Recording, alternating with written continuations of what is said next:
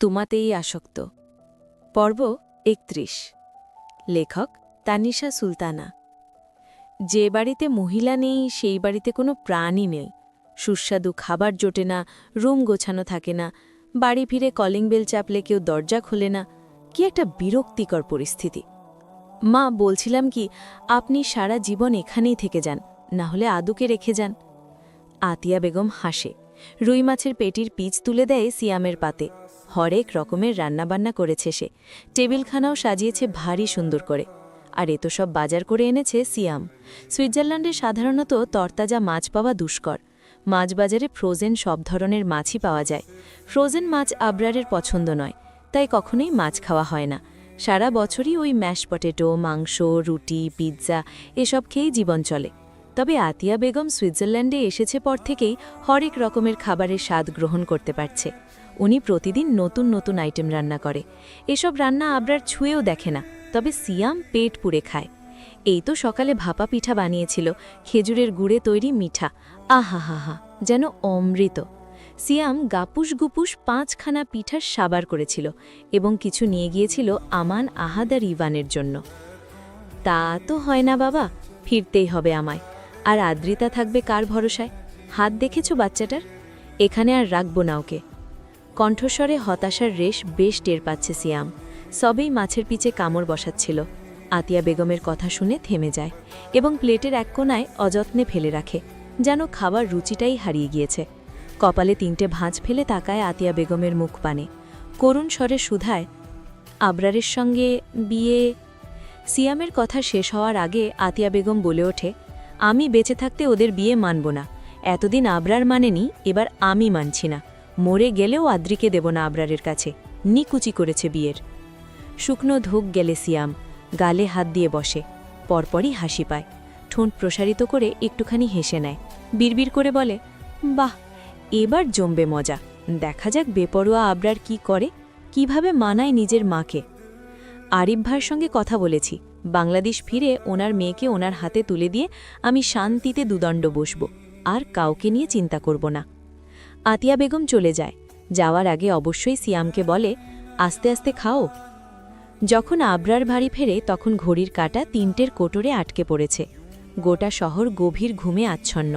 ঘন কুয়াশায় জুরিক শহর ঢেকে আছে। আবরারের ছোট্ট বাড়িখানাও কুয়াশার আবরণ সাদা রং ধারণ করেছে। কালো রঙের গাড়িখানার বেহাল দশা। চাকা খুলে গিয়েছে, কাঁচ ভাঙা, ড্রাইভিং সিটে রক্ত লেগে আছে, স্টিয়ারিং বেঁকে গিয়েছে।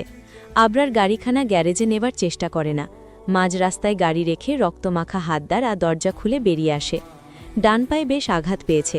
জুতো ভেদ করে ঢুকে পড়েছে কাঁচের টুকরো। ঠোঁট ফেটে রক্ত গড়াচ্ছে।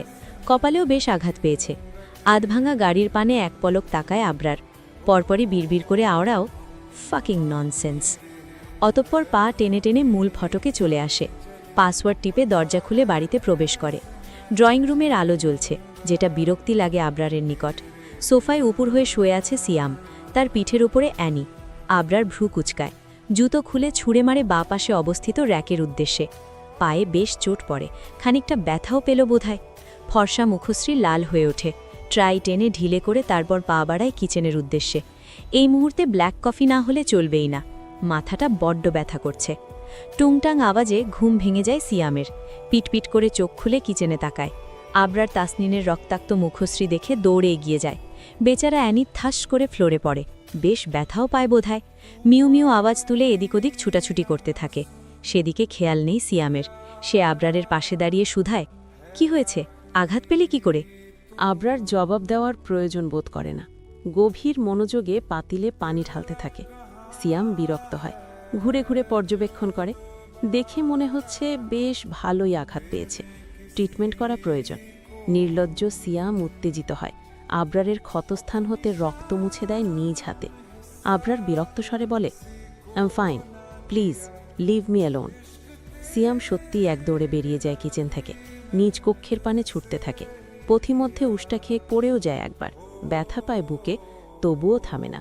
তখনই উঠে আবারও ছোটে। কাবার্ড খুলে ফার্স্ট এইড বক্স নিয়ে দুদণ্ড দাঁড়ায়। জোরে জোরে শ্বাস টেনে নিজেকে স্বাভাবিক করার পায়রা হাঁটে, কিন্তু ফলাফল শূন্য।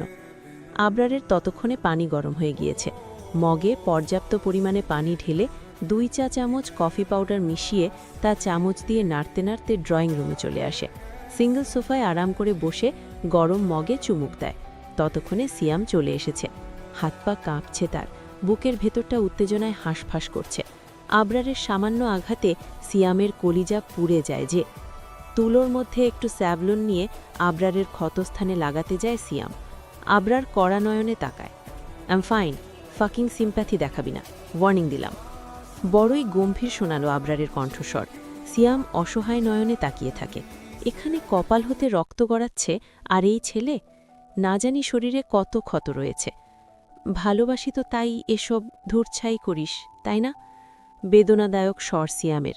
আখিপল্লবে অশ্রু জমেছে বেশ, জানে আবরার, তবে তাকায় না, বরং আখিপল্লব বন্ধ করে বলে, ওই মেয়েটাকে যদি আমি প্রেগনেন্ট করে দিই তাহলে প্রবলেম সলভ হবে। সিয়াম ঠিক বুঝতে পারে না আবরার কি বলছে, তবে এটা বুঝতে পারে কাউকে প্রেগনেন্ট করে দেবে। ঘরে বউ রেখে বাইরে পরখিয়া? জনদরদি সিয়াম তা মেনে নেবে না। ভাই আদু, তোর বউ, তাকে রেখে? ওকেই প্রেগনেন্ট করব। বলিস কি? ডিস্টার্ব না করে যা এখান থেকে। মুখ বাঁকায় সিয়াম। এমনভাবে ধমকখানা দিল যেন সিয়ামই যেছে জানতে চেয়েছে কাকে প্রেগনেন্ট করবে। ঢং। তখনই সিয়ামের মাথায় একখানা বুদ্ধি আসে। ফার্স্ট এইজ বক্স রেখে পুনরায় দৌড় লাগায় আদ্রিতার কক্ষের পানে। আদ্রিতার আজকে ঘুম আসছে না। সেই কখন থেকে শুয়ে আছে, এপাশ ওপাশ করছে, তবুও ঘুম ধরা দিচ্ছে না দু চোখের পাতায়। অগত্য বসে পড়ে। মায়ের থেকে ফোন এনেছে। কতবার কল করল আসিফ আদনানের নাম্বারে, বারবার নট রিচেবল বলছে। বিরক্ত আদ্রিতা সবেই বিছানা থেকে নামছে, তখনই সেখানে উপস্থিত হয় সিয়াম। আদু, আবরার অসুস্থ, হাত পা কেটে গিয়েছে, ঔষধ লাগাতে চাচ্ছে না, তুমি একটু বলবে প্লিজ? আমি কি করে ভাইয়া, আমার কথা শুনবে না? আদু, প্রচুর রক্ত পড়ছে, অনেকখানি কেটে গিয়েছে, ঔষধ না লাগালে ইনফেকশন হয়ে যাবে, হাঁটতে পারবে না। আদ্রিতা ঠোঁট কামড়ে কিছু একটা চিন্তা করে, তারপর বলে, কিন্তু আমার কথা শুনবে না তো? শুনবে শুনবে, নিজ হাতে ঔষধ লাগিয়ে দেবে, তাই কিছু বলবে না। আদ্রিতা আমতা আমতা করতে থাকে। সিয়াম আরও অনেক কিছু বোঝায়, অতঃপর রাজি হয়। সিয়াম এইটুকু বুঝে যায় আদ্রিতার মনে আবরারের জন্য ভালোবাসা তৈরি হচ্ছে। এই নিরীহ মেয়েটা আবরার তাসনিনের প্রেমে পড়ে যাচ্ছে। ফার্স্ট এইজ বক্স নিয়ে আবরারের কক্ষের পানে এগোয়ে আছে তা। বুক কাঁপছে তার। এক মন বলছে, আদ্রিতা যাস না। আরেক মন বলছে, আদ্রিতা যা, তাড়াতাড়ি যা। কোন মনের কথা শুনবে দ্বিধাবোধে ভুগছে সে। আবরারের কক্ষের দরজা বন্ধ। আদ্রিতা কাঁপাকাঁপি হাতে টোকা দেয়। ভেতর থেকে ভেসে আসে আবরারের গম্ভীর কণ্ঠস্বর, সিয়াম, ডোন্ট ডিস্টার্ব। আদ্রিতা জিভ দ্বারা ঠোঁট ভিজিয়ে নিয়ে কাঁপা কাঁপা স্বরে বলে, আমি। ধূপধাপ পায়ের আওয়াজ শোনা যায়, অতঃপর দরজা খুলে যায়। আবরারের মুখ পানে তাকানোর আগেই শক্ত হাতের অস্তিত্ব টের পায় নিজের হাতের ভাঁজে এবং নিজেকে কক্ষে আবিষ্কার করে। মূলত আবরার এক টানে রুমের ভেতরে নিয়ে আসে আদ্রিতাকে, পরপরই দরজা বন্ধ করে। আবরার পুনরায় গিয়ে খাটে বসে। শার্ট খুলে ফেলেছে বিধায় স্পষ্ট দেখা যাচ্ছে ক্ষতগুলো। বেশ কয়েক জায়গায় চোট পেয়েছে। আদ্রিতা জিভ দ্বারা ঠোঁট ভিজিয়ে 2 পা এগিয়ে যায়। হাতের ফার্স্ট এইজ বক্স দেখিয়ে বলে, ঔষধ লাগানো প্রয়োজন আপনার? ভালোই তো ছিলাম আমি, কেন আসলে তুমি? পরের পর্ব পেতে সাবস্ক্রাইব করে পাশে থাকবেন, ধন্যবাদ।